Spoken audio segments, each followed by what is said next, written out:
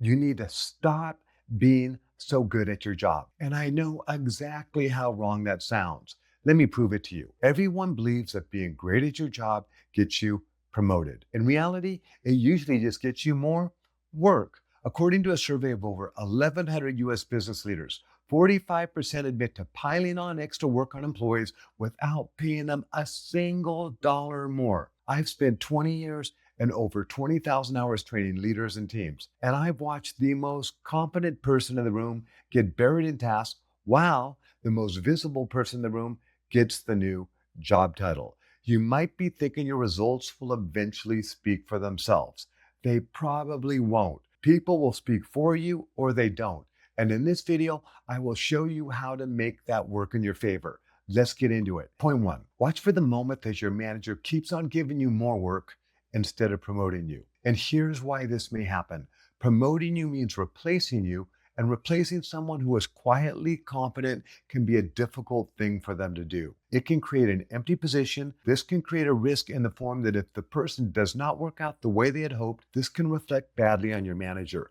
So keeping you exactly where you are, just with more on your plate, is the safer choice for them. It's not because they're cruel, it's because moving you is a genuine risk in the form of losing you and having to train somebody who might not work out in the long run. Being reliable is a good thing, but you have to ask yourself honestly, has this gotten you a new title or just more of the same job? Point two, notice if you're getting faster at your current job instead of getting yourself ready for the next job that you actually want. The skills you have right now that made you good at your job, like execution, consistency, knowing the process inside and out, are different than the skills that you're going to need for the next level up, like adaptability, problem solving, leadership, learning faster than the people around you. Most companies never train you for these. They just assume that you'll figure it out once you're promoted, but they won't promote you until you figure it out. This is the trap. You get better and better at the job you have, and a year from now, you still won't be ready for the job that you want. Don't just get faster at what you already do. Go find the skill that the next job will require and start practicing them now before anyone asks you to. If this sounds like the job you have right now, drop it in the comments. And if you're new here, hit subscribe. I put videos out like this every week. Point three, watch for people describing you for your task instead of your potential. The scheduling person, the trainer, the fix-it person. And once that label sticks, it becomes the only thing that people remember about you. And the longer that you stay in the role, the more it looks like proof that the label was right all along, even though it just means that you've been there for a while. Organizations don't update this often. You stop becoming a person with potential and you start becoming the person who's known for doing only that one thing. And if you notice that this is happening to you, don't just accept it. Push back on the label directly. Take on something outside of it. And if it's already stuck, know that starting fresh somewhere new is sometimes the fastest way to be seen differently. Point four, notice if your manager sees your work and your manager's manager doesn't, and the person that's 2 levels up definitely doesn't. Those are the people who actually decide your career, and they're not simply looking at a task list. Promotion decisions happen at planning meetings and hallway conversation about who's ready and who's not ready. And those conversations run on a narrative, not simply data. If nobody is telling your story, you don't have a story. And if you're quiet about what you want, leadership reads that as satisfaction, like you're content.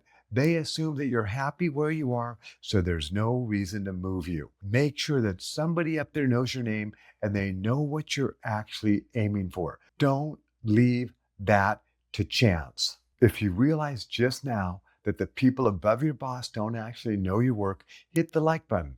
It helps me keep making videos like this. Point five, watch for who actually gets promoted on your team. Most of the time, it's not the quietest high performer. It's the person who talked about their work, the person who asked for things, the person who made it clear that they were not planning on staying at the same spot forever. That's not bragging. That's not being dramatic. That's simply being clear. And it changes how leadership thinks about you, because now there's a real chance that they could lose you if they don't move you. Being good at your job gets you in the room, but it does not gets you moved. If you want movement, you have to be willing to talk about your work, not just do it quietly in the background. Being good at your job is necessary. It's just not enough on its own in today's market. Competence gets you respect, gets you stability, but it's not a strategy. It's the baseline now that everything else gets built on. If you want to move up, you have to be willing to talk about what you want. Make your work visible to the people who actually decide, and stop assuming that quiet excellence gets noticed by itself. Here's the part I want you to really sit with. Being good at your job is a good thing if your job stays the same. Being the best at your job is a good thing if you don't want a different job. But if you want to move up, understand that being the best at your job might be exactly what keeps you in the same job. Jobs are changing faster now than they used to. The market is shifting dramatically. The tools are shifting. The roles themselves are shifting. So don't identify yourself as the best at one fixed thing. Instead, identify yourself as someone who's adaptable, someone who's the best at everything that you do. If this changed how you think about your job, hit like and subscribe, and I'll see you in the next one.